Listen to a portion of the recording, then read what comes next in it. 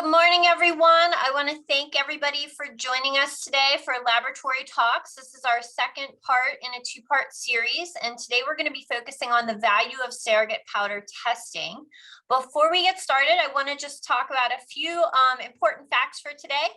We do have everyone muted except for myself and Lily, who is our guest presenter.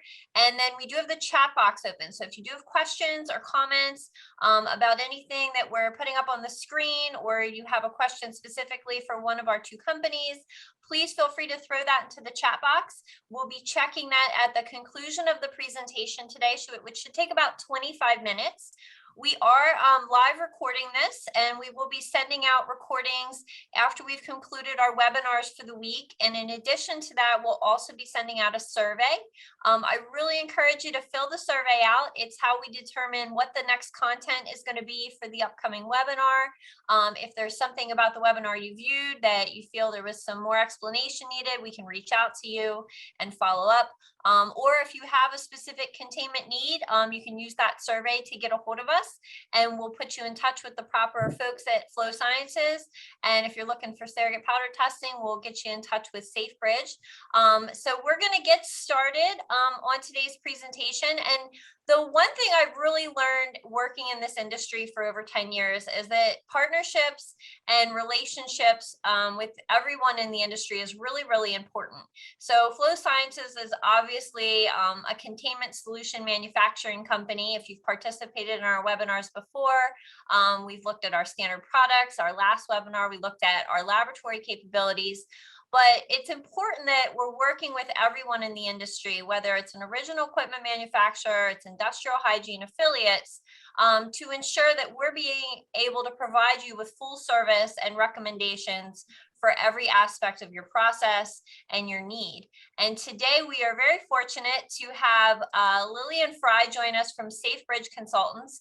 Lily and I have actually worked together on multiple projects over the years, both at my former employer as a client of Flow Sciences, as well as working for Flow Sciences now.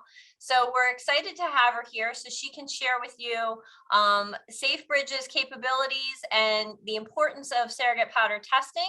So I'm going to turn it over to Lily, and she's going to share with you some great information about surrogate powder studies. Go ahead, Lily. Awesome. Thank you so much, Rachel. We're really excited to be here. We being all of SafeBridge, I'm just representing them. So I am stationed in the Boston, New England area, originally from Philadelphia, and I've been with SafeBridge for about 6 years now, coming up this fall. And I am a managing industrial hygienist out of our Boston office, and I do a lot of our containment performance assessments, other industrial hygiene monitoring, and qualitative assessments, mostly for pharmaceuticals, but also capabilities outside of the pharmaceutical world as well, in which we've done both different types of work with Flow Sciences. Go ahead and do the next slide. Yeah. So one of the things that I just wanted to stress today is the importance of the ISPE guideline. And this is what has been put together to assess the particulate containment performance of pharmaceutical equipment. This is actually the second version of the document. The original, some refer to it as SMEPAC, which was actually the draft version of the first edition. But what we do is we use this as a guideline so that we know that we're performing our containment assessments in the same way that other companies are across the industry. And that way it makes the quantitative data that you're getting from these surveys more applicable and helpful in determining if the equipment that you're working with is suitable for the operations and if it's comparable with other type of equipment that has been assessed the same way. So when you are working with somebody, ensure that they follow the ISPE guidelines with the proper placement of samples and other details of that nature. So why do we assess the containment performance? Well, it would be nice just to assume that they work to the capacity and the target levels that we set. But because I perform so many of these types of assessments, I do know that that is not always the case. And it might not be because of the the manufacturer, it could be because of other things that are occurring either in the laboratory setting or the space that you're testing it, because of the operators, or maybe because it's just not the correct device for the task. So we can't assume that they work. We have to go ahead and collect data, and from there determine if we're able to meet our target with the specific devices that we're working in. Another reason why we want to assess containment is we want to ensure that we're using, or that we will be safe when handling our active pharmaceutical ingredients. So we do the assessments with a surrogate first. This could be naproxen sodium, lactose, maybe mannitol. Really, we want to find something that's going to work with the task that you're going to perform, and that's going to be similar with the API you're handling. But you want to use a material that is going to be non-hazardous and ensure that the devices work to the capacity and the target that you need before you handle an API that may have properties that are hazardous to human health. We also want a good preview of the operation of the equipment. Now, we want to make sure that standard operating procedures and training have been in place before we do the CPA as part of working with the device that you have just purchased. But you also are able to see it during the CPA, whether it's with the FAT or the SAT, in full operation. So you're seeing how the transfer systems work, how the airflow works, how the transfer out, if the HEPA filtration system is efficient. And that gives a good identification, especially during the FIT, if there's anything that needs to be adjusted. So we can do qualitative performance, but we also want to have that quantified data. So having those results are very useful within our facility, but they also may be helpful for showing other clients that we're able to protect with down to the targets that they have for their specific APIs, if you're a CMO or CRO or something of that nature. We want to confirm the containment specs. So everything that you had requested from your manufacturer, you want to make sure that it is in place, working properly, and that it'll be suitable for the tasks and quantities of material that you will need to handle within those devices, whether it's a ventilated balance enclosure or a very complex isolator with several glove ports. So assessing containment is very important from a factory acceptance standpoint as well as the site acceptance standpoint. At SafeBridge, we recommend that you perform a CPA at both of those, but sometimes it is depending on your company's procedures. You do choose one or the other. From a factory standpoint, it is really good to find out if there's any issues that need to be fixed ahead of time. And because once you get to the site, it's a little bit harder to go ahead and make adjustments. So keep those in mind. And of course, if you need help with either of them, SafeBridge is able to help with the FAT as well as the FAT, where Flow Sciences really focuses on that factory acceptance testing because they're a manufacturer and have a very great laboratory space available for that FAT. So what is the difference between containment performance and occupational exposure? You may hear a vendor or manufacturer refer to this testing as occupational exposure testing. That to SafeBridge is a little bit of a red flag because they are two very different things. So keep that in mind and just make sure that when you're working with somebody that they understand what the difference is so that you're getting the correct data when performing the assessment. So they're not comparable. Containment performance is really highly focused on the device, and that's what the ISPE guideline is put in place to assess, where occupational exposure is focused on the employee. Now, we do collect personal breathing zone samples when we complete the containment performance assessments. That is our recommendation. It is up to the client if they prefer not to, though SafeBridge strongly recommends, and I don't think I've ever done a CPA without collecting that personal breathing zone exposure data as well. But there are differences. So with the containment performance, we're comparing against a containment performance target or a CPT that is often set with the occupational exposure band or occupational exposure limits in mind, but they can also be different numbers. So the occupational exposure limits or occupational hazard categorization systems, or OEBs, are going to be more focused on the employee exposure. So some of the differences are that for containment performance assessments, we focus on task-based results.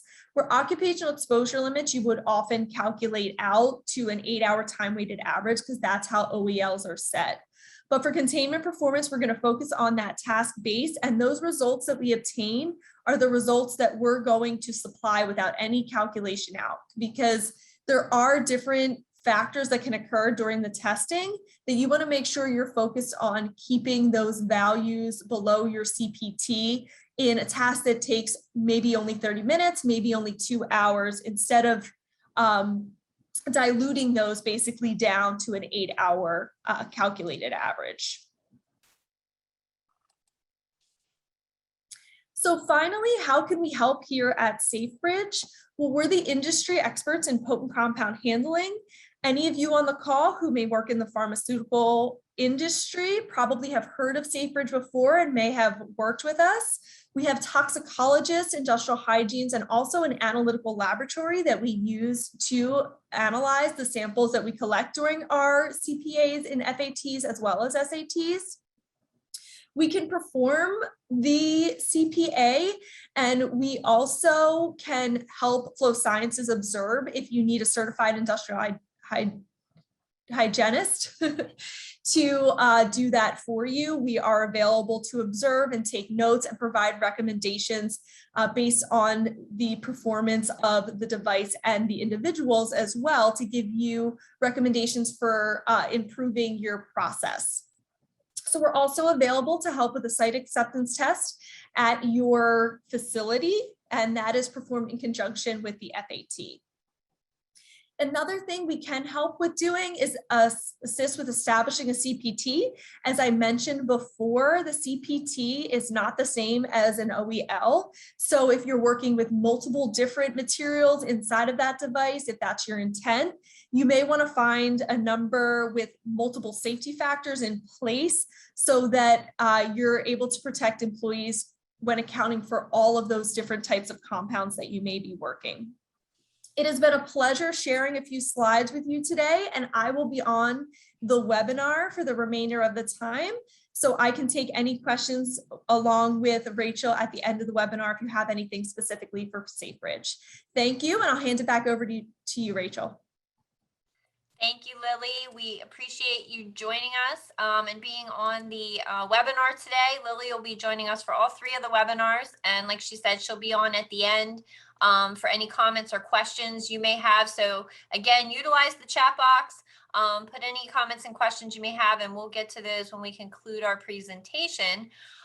So Lily's given you a lot of great information about why surrogate powder testing is important, the difference between FAT and SAT, and I want to focus on, what Flow Sciences has available and how we can help you with your containment device.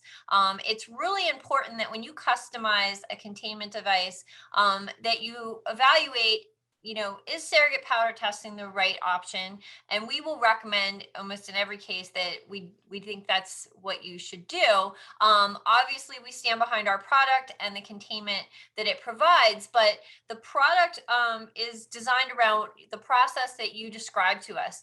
And we design that with our engineering team and our project management team.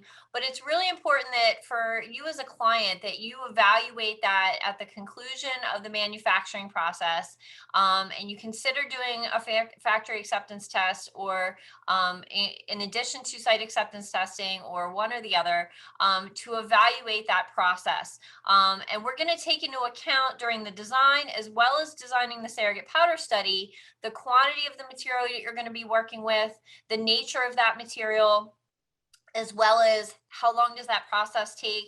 Lily pointed out, if a process takes 30 minutes and we do a study, we don't want to dilute those results down over the whole day, because you may have that employee doing that process multiple times a day, or doing a different process, handling a different API, maybe in a different setting with a different piece of equipment, but that study is not taking into account each of those processes. So it's really important to get that hard data to understand how your equipment is performing for the process that you've outlined and that you need to contain. Like we said, we can do factory acceptance testing at Flow Sciences. We're going to talk about our lab a little more detail here in a minute. We talked about it in our last webinar that we have 2 laboratories, but we also can help with site acceptance testing. So if you come to Flow Sciences as a client and you're looking for a containment solution, and we're going to customize that for you, and once that equipment reaches your facility and you have that in place, we can work with you to coordinate with our industrial hygiene affiliates like SafeBridge to ensure that you have that partnership with a qualified company to make sure that you're evaluating your process once it's in place at your facility. And what would be different? Like we said, we have a laboratory in Leland, North Carolina that we use for surrogate powder studies. We have that set up to effectively complete those studies. Your laboratory may or may not be similar in setup, where your door is located, what is the airflow through the facility, what other equipment may be in that room. All of that will play into the results of your study. So it's important to understand that's why there is a huge difference between factory acceptance testing and site acceptance testing. And when we're doing the factory acceptance testing, we're looking at the whole process, not only from a containment standpoint, but that is a great opportunity for you as a customer, whether you're on site in person or you're joining us via Zoom or you're just receiving the final report, to understand potential challenges. The key to being successful with your equipment is not only the equipment itself, but the procedures and training that's in place for your employees to make sure that they're using it properly. I don't know how many times we've done surrogate powder studies in my previous life as an end user and as a safety manager, that the containment equipment works exactly the way it was designed, but we've identified during those studies that the procedures need to be altered. They need to be modified, or we've just found the way that the procedure was set up and the vision we had for that process. There's certain steps in there that need to be adjusted and modified, not only for the containment aspect, but for the process flow. And sometimes those things coming up during a factory acceptance test can actually help you improve the equipment. Personally, we did 2 glove box workstations that were custom for a unique process we had for a high potency room at my previous facility. We did our surrogate powder study actually with Lily in the Flow Sciences laboratory in North Carolina, and both pieces of equipment, containment, not an issue, but we did find some challenges in our process that we found, the workspace inside was not maybe going to be as adequate as we had planned. And we added some features interiorly to the unit. Again, not to affect the containment, but to actually improve that process. That would have been significantly more challenging when that equipment reached our facility because there was some modifications done internally. And we probably would have wanted to do a more in-depth study again to verify that that didn't change anything in the way of the containment, which it didn't, but you want to know that for sure. You want to be positive that you're protecting your product, protecting your workers. So our laboratory, we have 2 laboratories in Leland, North Carolina. We have one dedicated strictly to surrogate powder studies. And we've been able to do that in the last 18 months because we had a large scale project come in 2020 for a client to enclose an 11-foot manufacturing process. And that led us to build our second laboratory on the manufacturing floor. So that's a clean room. It houses large pieces of equipment. So we can do surrogate powder studies in there for our larger equipment, but we do have our original lab dedicated to product development and surrogate powder studies. And the reason that's really important and key for you as a customer is that these studies can take a period of several days to a week, sometimes longer, depending on the extent of your testing and the study design. And this allows us to be focused on that one product during that entire timeline. So we can leave that in our laboratory. Our lab is set up so that we have proper airflow. We're not trying to construct something out on a manufacturing floor out of plexi and some plywood to contain it and keep the dust out. The lab is dedicated to equipment certification. for our surrogate powder studies. And again, our product development for our custom products that we're working to make into standards internally. So we're able to use that room on a daily basis for those studies without having to tear things down, move things around, and affect the integrity of things being consistent. So our lab, you can see here, multiple units that we've done surrogate studies on, we can use your employees, we can use our employees. You know, we will work with you and the industrial hygienist to determine what is the best process for your study. Our surrogate testing, Lily mentioned, you know, you have to choose what material you're going to be using for your study. So the first thing we're going to look at is what type of material are you using as your API? What is the properties of that material? We want to mimic that as closely as possible with one of our non-hazardous surrogates to ensure that, you know, as you're weighing or you're transferring material into a piece of equipment, that manipulation is going to create that powder to become airborne, and the properties of that powder are going to be different, and we want to make sure that our surrogate is aligning with that. But we also need to account for what is that containment performance target you're looking for. Certain surrogate powders have the ability to have a lower detectable amount. So all of that's going to play into the discovery process during your equipment development and design, because we want to identify, are we doing surrogate powder testing during the design of the product as well, so we can start to plan our study, which does take some time to make sure that that study is fully effective for analyzing your process. We also want to simulate the end user and what they're going to be doing in that equipment. So a lot of our custom equipment is localized containment around a piece of equipment that you're going to be utilizing in your laboratory, or a large piece of equipment that needs to be fully contained. Obviously not the most convenient to send your Malvern or your Carl Fisher or your oven to Flow Sciences for a surrogate powder factory acceptance test. If we have the ability to have the equipment on site, that's fabulous. But we do have this ability at Flow Sciences to adapt and mimic your process within our containment solution. We've had a lot of experience doing that.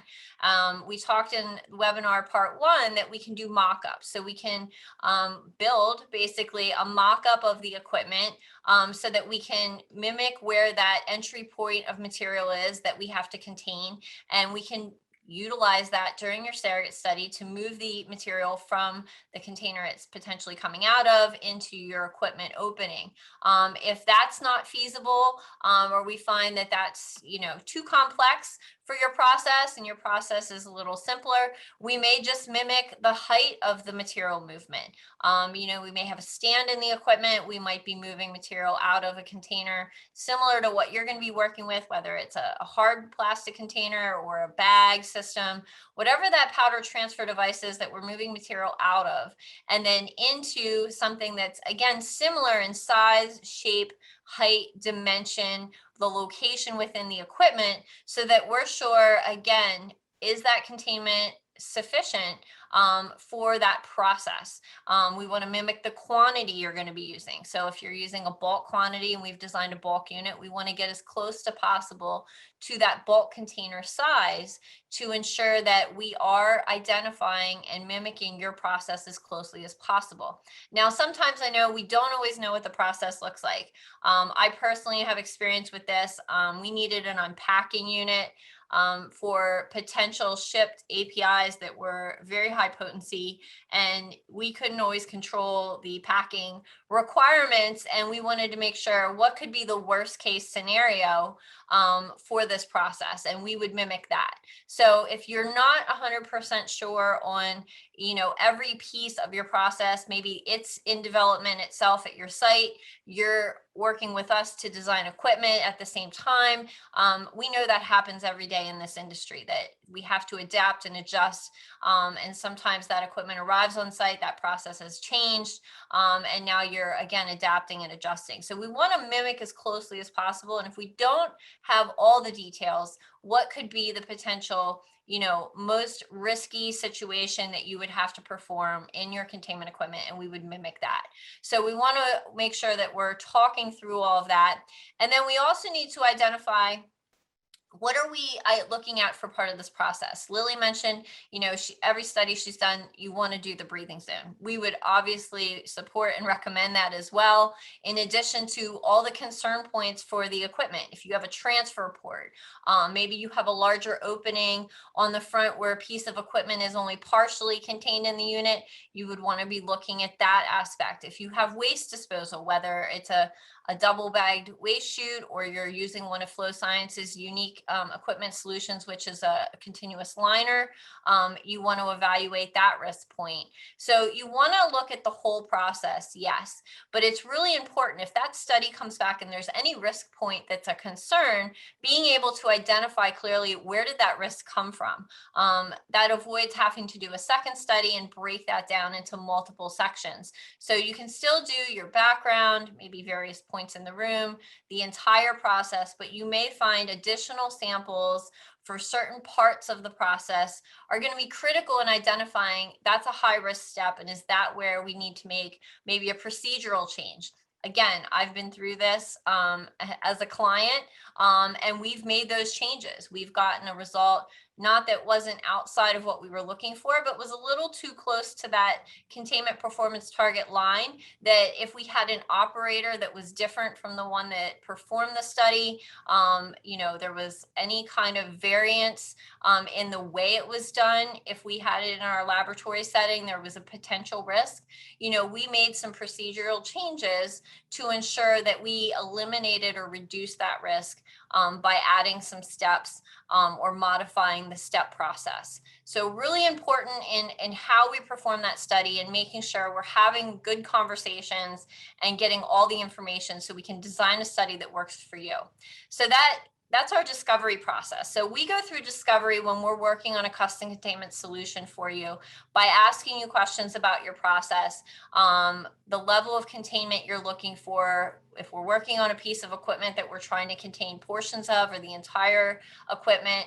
And then we need to talk about your facility. So, we have this fabulous laboratory to do your surrogate powder testing that's set up to make sure that everything is conducive to getting great results. But we want to make sure when we're designing the equipment and we're designing the surrogate powder study for you, that where you're placing that equipment in your laboratory is conducive to meeting that containment performance target, that we have that manual in place when it's delivered, that the installation is done, all the settings are as they should be, so that when you have your equipment in your facility, that's where that site acceptance testing becomes really important. So you do your factory acceptance test, you get your verification and your results, everything is set and ready for you to start working with an API, the equipment's delivered and installed. Even if you follow the manual, you want to make sure that nothing's been missed. Is it working in your laboratory?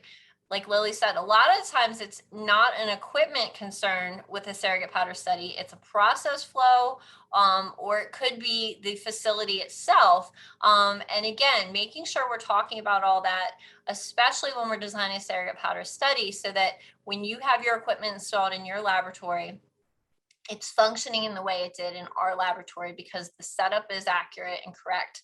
And the placement within the lab is conducive to making sure that equipment functions as it's designed. So we provide you this process of discovery and this affiliation with our partners in the industry and in industrial hygiene to make sure that we have the expertise available for you to make sure that your containment solution is a success when it reaches your facility and beyond. So the study design, we're going to do a full written protocol. So whether Flow Sciences is designing that, we have SafeBridge participating, maybe you have your own industrial hygiene team and you just need to utilize our laboratory for factory acceptance testing, but you're going to organize that protocol and perform that study yourselves. We've done that quite a bit with certain clients that have those teams in place that travel to our facility and perform the study. So we're going to make sure that that protocol is working for you, and we're all going to participate in that. So if we have a third-party vendor participating, or we're working with your team, we're going to work together to make sure we haven't missed anything and everything has been accounted for in the study. Making that powder selection that's the best representation for your surrogate, making sure the mock-up meets the specifications of the process and that we've identified all the risk points. We have those mimicked within the containment unit. All of that is going to be part of that study. Evaluating entry and exit of all material to the equipment. Those are obviously your high risk points. So we want to make sure we've accounted for that. We have, badges in place for those parts of the process. And then who is performing the study? Really, really important. So you want to think about your end user and who they're going to be. If you have an extremely seasoned group of scientists, maybe it's a set team, it's going to be the same group constantly using that equipment, and they have 10 plus years experience. That's a part of the process that the surrogate powder study would need to replicate. Maybe you bring those folks to Leland and they're the ones that participate in the study. Maybe you're going to constantly have different employees on this equipment. It could be new hires with minimal experience or a few years experience to that seasoned 20-year scientist professional that's leading the team. All of that can change the effectiveness of the equipment based on their training, their experience, and how they're manipulating that material within the unit. So if you have the ability to bring your team, we definitely can accommodate that. If you don't, we will work with you to identify who the best people are to participate in that study within our own organization, or we can do a mixture. I've done all three actually. So, if you need to do a mixture of your own staff and then utilize flow science staff as the additional study participants, we can do that as well. With the laboratory being on the manufacturing site, and we have members of the team that have been in the lab setting. We have a laboratory manager. So all of that can be accounted for. So everybody's in one place, very efficient, very easy to pull those individuals in from our team as needed. And then obviously, if we're using that third party like SafeBridge to perform the study, they would be on site as well. We also want to look at your cleaning procedure for your protocol. So what are you going to do for cleaning? So our manuals always come with our cleaning recommendations, but you may have equipment inside, which again, we're going to be mocking up. Your API may need a specific deactivation process. You will have a set number of wiping that you're going to do, whether it's 3 times or 4 times. And the way you want to perform that, again, we recommend based on our equipment design, what is going to work best. But we also understand that your process and your safety personnel, your industrial hygienists are going to have a procedure in place that's going to work for your protocols at your facility and the material you're working with. So again, we want to mimic that as closely as possible. So if there is a risk point that we find during the results and we find it's during the cleaning, that process can be looked at, evaluated, and adjusted. Again, a lot of this study and the results really comes down to recommendations that most of the time is around training, procedures, and not necessarily changing the equipment itself. The equipment is very sophisticated equipment. We need to make sure that we're using it as it was designed. And these studies can really identify some risk points from a missed procedure opportunity during the study. We can identify those. So that's how we're going to do our study design with you. And we also want to talk about where are the samples. So most surrogate powder studies, we're talking about, our air sampling, making sure we're getting that breathing zone, and whether we're changing that out throughout the process and identifying, this part of the process has a higher risk, and making sure that we're identifying that separately. We're doing a background, obviously, in the room to make sure the room itself isn't contributing to the test results. You may want to various points within the room. If it's a busy laboratory and this is a high potency piece of project, and you want to make sure that non-involved workers are also not impacted, we will do that sampling as well. Again, that can come down to procedures. We've done a lot of risk assessment in my career around the other parts of the laboratory to identify, do we need additional PPE for people in the room, even if they're not performing the task, or, signage to identify that we have a high risk task going on that may change entry procedures. It may affect what training is required to enter your laboratory space, in addition to just using the equipment. So we want to talk through what samples are you looking for that are important to you, and identifying the risk of your process to not just the user, but potentially other folks in your setting. And then wipe testing. A lot of people don't talk about wipe testing, but wipe testing is really important, especially when you're talking about, risk to employees as well as risk to your process and your other materials. So we're going to determine what wipes are we going to need. Are you concerned about a risk in bringing material back out into the space? Maybe we're wiping down the powder transfer container once it leaves the enclosure. Maybe you want to wipe the outside of the unit during the transfer port area to see if there's any residue getting into the transfer port or outside of the transfer port. We will obviously want to do background samples to make sure we're getting those accurate results. You may want wipe testing done within the unit. If you're concerned about cross-contamination and you're trying to evaluate that cleaning process that's been put in place, are you getting the results you're looking for on the work surfaces within the containment unit itself? So all of that, we're going to talk through the industrial hygiene team performing the study, and your end users, as well as those folks, in the leadership role, to determine what are the concerns about cross-contamination and contamination outside the unit, so we can identify those again, so you can make sure your procedures that are in place when you're ready to use your equipment with that API are successful and reducing all possible risks to your employees and your facility itself. So your results. So we're going to perform this study, and we're going to get those results back, and we're going to deliver them to you. And the thing about the results, that if you haven't done a surrogate powder study, and when I was new to surrogate powder studies, I was really, really surprised by, is it's not just your results. You're not just getting the data. You're getting a clear description of everything that took place, from the design of the surrogate powder study to the operator's performance. SafeBridge is fabulous, when they've participated in studies with me, taking notes on each operator, if they knocked a vial over, or they, didn't wipe something down in the way that, the observer as a certified industrial hygienist thought was going to be effective. All of that information is in those results.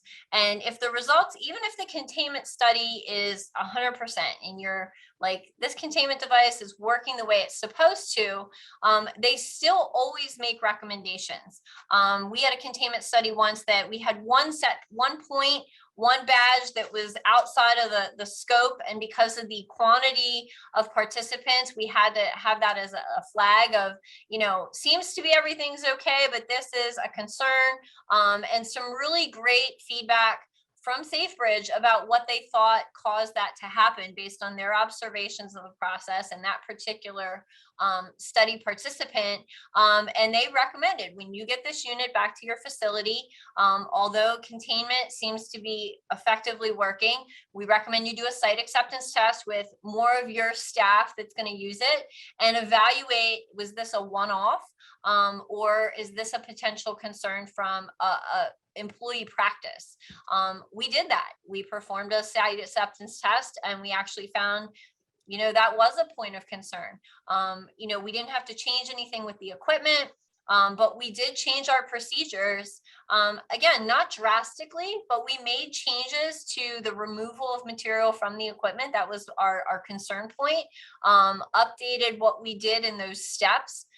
Performed another site acceptance test to ensure that that change that they recommended, and we worked through with our team of scientists that was going to be using that and had to perform that process, that it was going to work for them as well.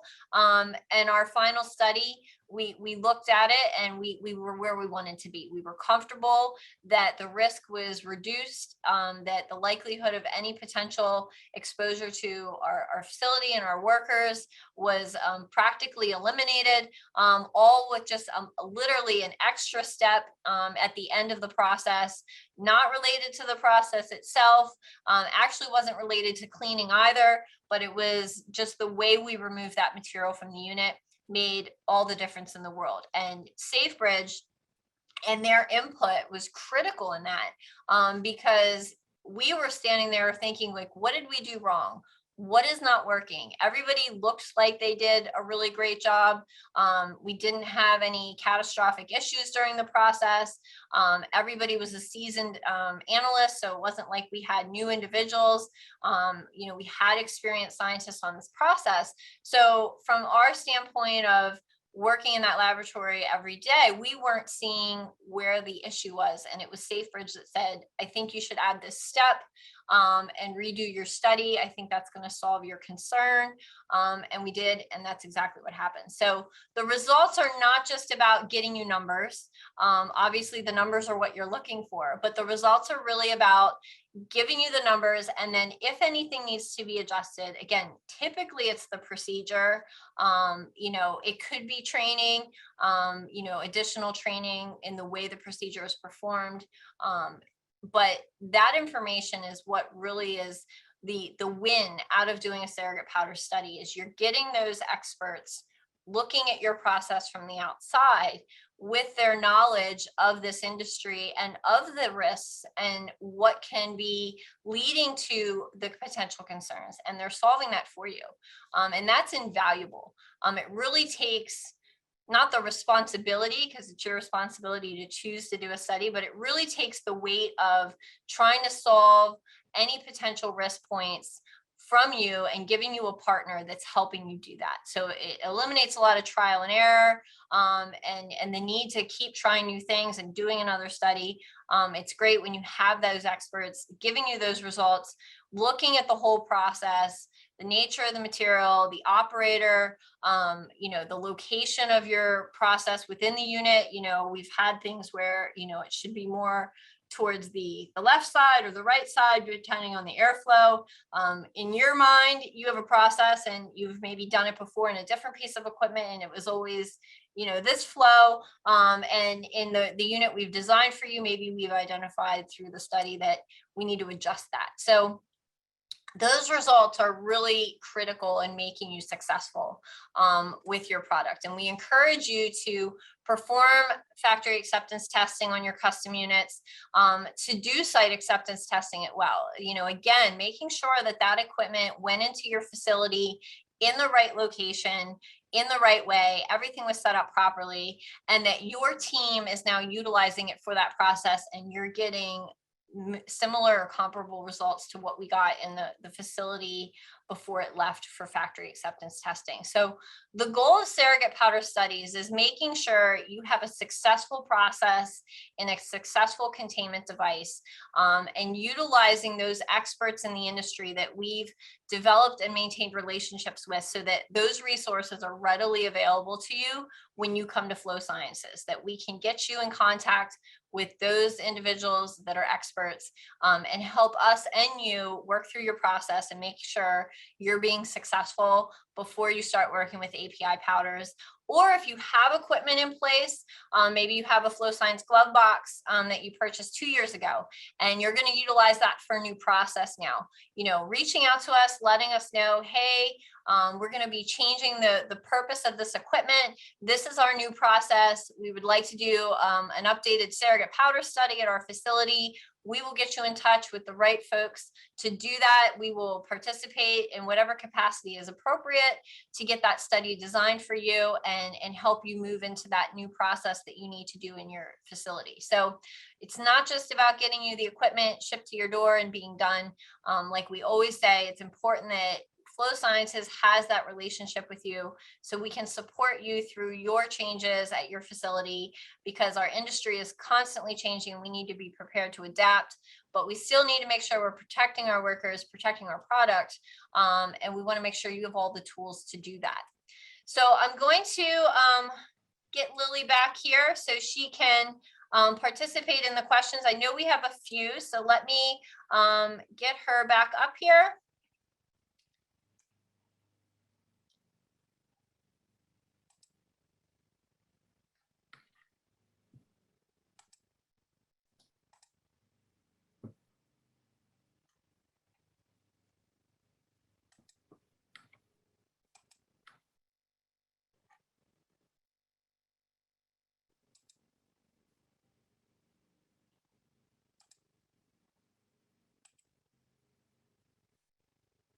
Lily, can you turn your video on? Is that working for you? I can speak, but it says I can't start the video because you stopped it. Okay. Looks like it doesn't want me to restart that. Hold on one second. Okay, and I have a meeting at 11. So, but I think just looking at the questions now, and I think we can answer them within the next 14 minutes. So let's just jump into the questions while I continue to play with my Okay, settings here. I could take the first one if you want to go ahead and try to figure out the video, or yep, go ahead. Matters so much. So Doug said, do you try to match the dustiness between the surrogate and the API? So there's multiple different factors that come into play when deciding which surrogate we should use.